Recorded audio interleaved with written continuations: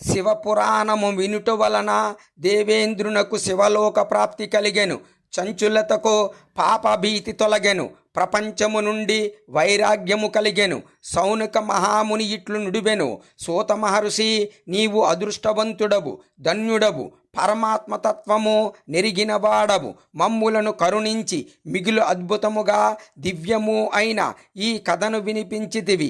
ఈ కథకు సమానము శ్రేయస్కరమైనది ఈ భూమండలమున వేరొకటి లేదు. ఈ విషయమును నేడు మీ దయచేత నిశ్చితముగా తెలుసుకుంటేమి. ఈ కథ వలన కలియుగమునందు ఎటువంటి పాపులైనను పరిశుద్ధులగుదరు.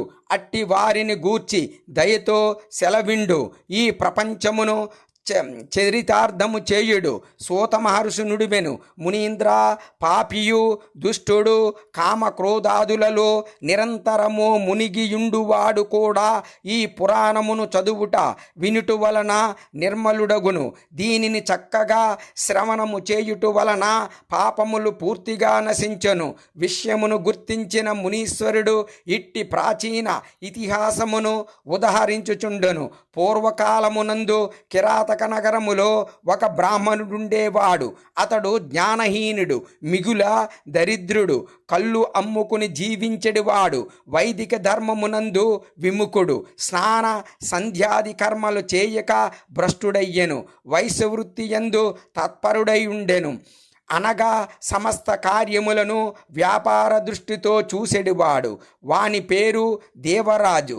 తన్ను విశ్వసించెడి వారిని మోసగించుచుండెను. అతడు బ్రాహ్మణులను, క్షత్రియులను, వైశ్యులను, శూద్రులను, మిగతా కులమ వారిని కూడా అనేక నెపములతో వంచించి వారి ధనము నపహరించెడివాడు. కానీ ఆ పాపి ఏ కొద్ది ధనమును కూడా ధర్మకార్యముల యందు వినియోగించెడివాడు కాదు. వేశ్యలతో గడుపుచు అన్ని విధముల ఆచారభ్రష్టుడయ్యెను.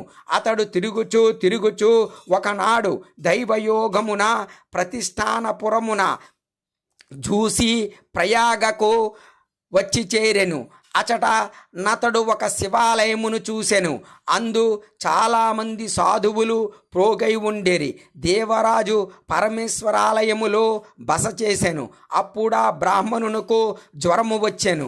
అతడు ఆ జ్వరము చేత మిక్కిలి బాధపడుచుండెను. అచట ఒక బ్రాహ్మణోత్తముడు శివపురాణ కథ ప్రవచనము చేయుచుండెను.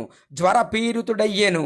దేవరాజు నిరంతరము ఆ బ్రాహ్మణ దేవత ముఖారవిందము నుండి వెలువడు శివకథను వినుచుండెను. ఒక నెల తరువాత ఆ జ్వరముచే అత్యంత పీడితుడై అతడు మరణించెను.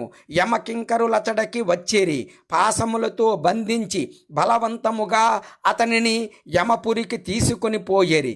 ఇంతలోనే కైలాసము నుండి పార్షద గణము అతడికి వచ్చి చేరెను. అప్పుడు గౌరవర్ణము కలిగిన శివపార్షదులు కర్పూరము వలె ప్రజ్వరిల్లుచుండేరి. చేతులు త్రిశూలములచే సుశోభితములై ఉండెను.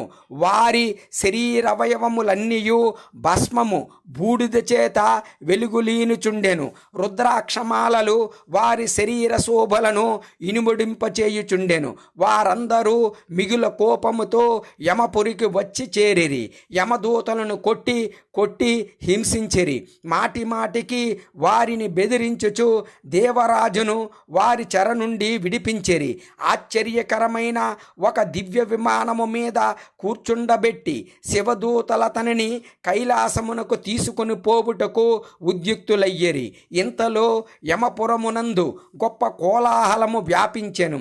ఆ శబ్దములను విని యమధర్మరాజు తన భవనము నుండి బయటకు వచ్చెను. సాక్షాత్తు అపర రుద్ధుల వలె వెలుగొందు ఆ నలుగురు దూతలను చూసి ధర్మము నెరిగిన ధర్మరాజు వారిని విధిపూర్వకముగా పూజించెను.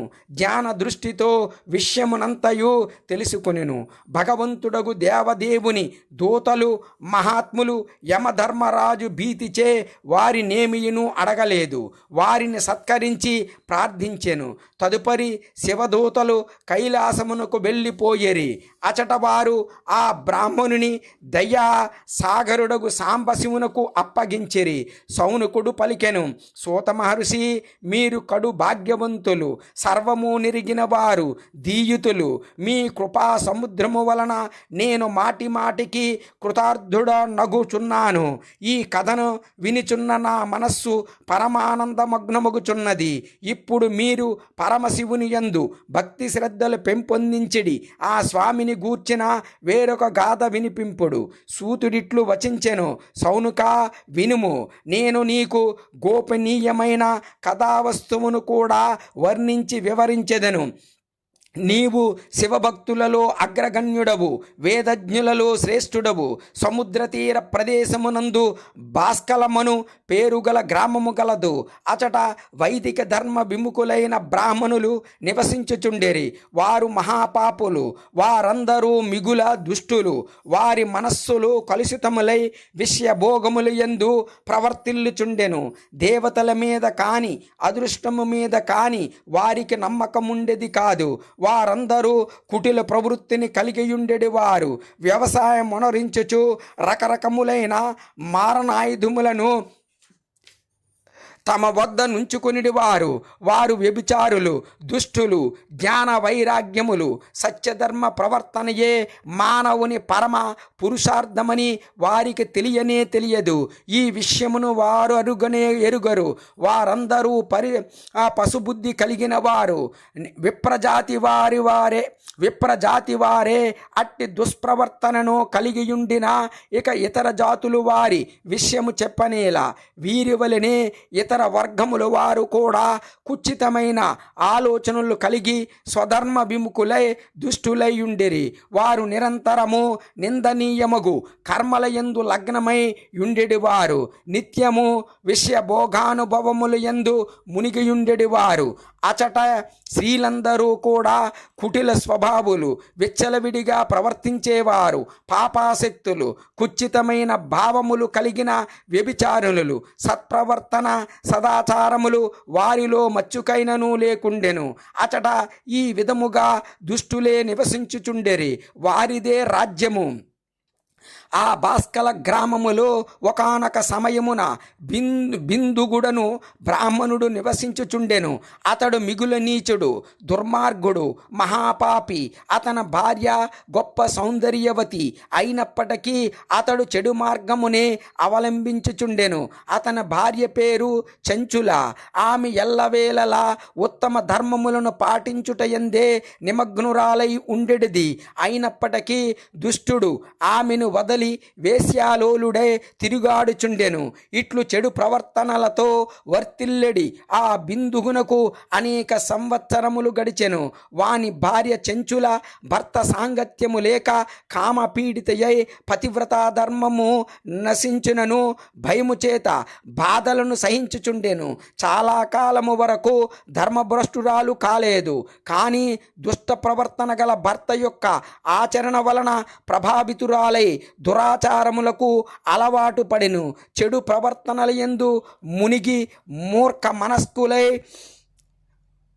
మూర్ఖ మనస్కులైన ఆ భార్యాభర్తల సమయము చాలా మటుకు వ్యర్థముగా గడిచెను. తదనంతరము బిందుగుడు ఒక శూద్రజాతి వేశ్యకు భర్త అయ్యెను. కలుషిత మనస్కుడైన ఆ బ్రాహ్మణుడు కాలవశమున మరణించి నరకమునకు వెళ్ళెను. చాలా దినములు నరకమునందు అనేక దుఃఖములను అనుభవించి ఆ పాపి మూర్ఖుడు వింధ్య పర్వతముల యందు భయంకర పిశాచి అయ్యెను. ఇచట దుష్ట ప్రవర్తన గల తన భర్త బిందుడుగు మరణించిన తరువాత మూర్ఖురాలగు చంచుల చాలా కాలము వరకు తన కుమారులతోనే ఉండిపోయెను. దైవయోగమున ఒకనాడు ఒక పర్వ పుణ్య దినమునందు ఆమె తన సోదరులతో బంధువులతో గూడి గోకర్ణ క్షేత్రమునకు వెళ్ళెను.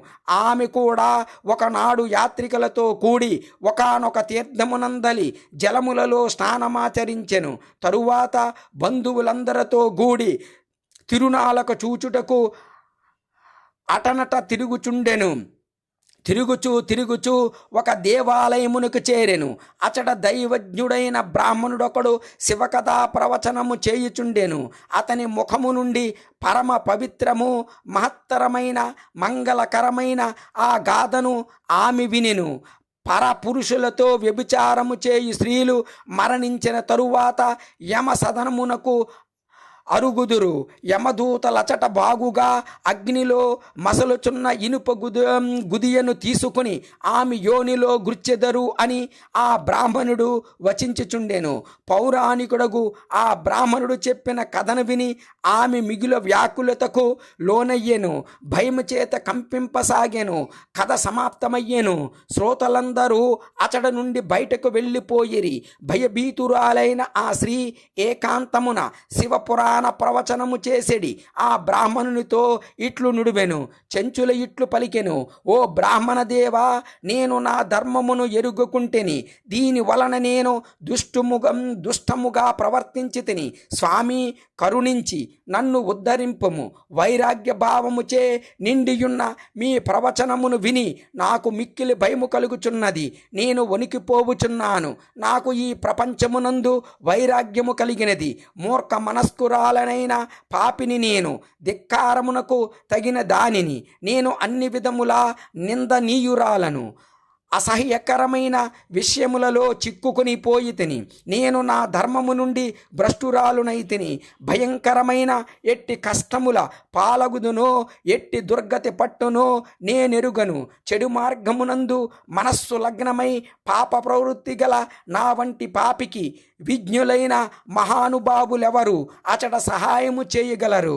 మరణించినప్పుడు భయంకరులైన ఆ యమదూతలను నేనెట్లు చూడగలను? బలవంతముగా వారు నా మెడను పాశముతో బంధించినప్పుడు నేనెట్లు ధైర్యమును వహించగలను? నరకమునందు నా శరీరమును ముక్కలు ముక్కలుగా చేయబడినప్పుడు నాకు అంతులేని దుఃఖము కలుగును. అట్టి దుఃఖకరమైన మహాయాతనను నేనెట్లు సహించగలను? అయ్యో, నేను సర్వనాశనమైతిని గదా, దహించుకుని పోవుచున్నాను. నా హృదయము పగిలిపోవుచున్నది. అన్ని విధములా నేను నష్టపోయి తిని, పాపములలో మునిగిపోయి తిని. బ్రాహ్మణోత్తమ, మీరే నాకు గురువులు, నా తల్లియు తండ్రియును మీరే. నేను మిమ్ములను శరణజొచ్చి తిని. ఈ దీనురాలిని అబలను ఉద్ధరింపుడు, తరింపజేయుడు. సూతుడిట్లు వచించెను. సౌనుక, ఇట్లు దుఃఖమునకు వైరాగ్యమునకు లోనైన చెంచుల బ్రాహ్మణోత్తముని శరణద్వయమునకు ప్రణమిల్లెను.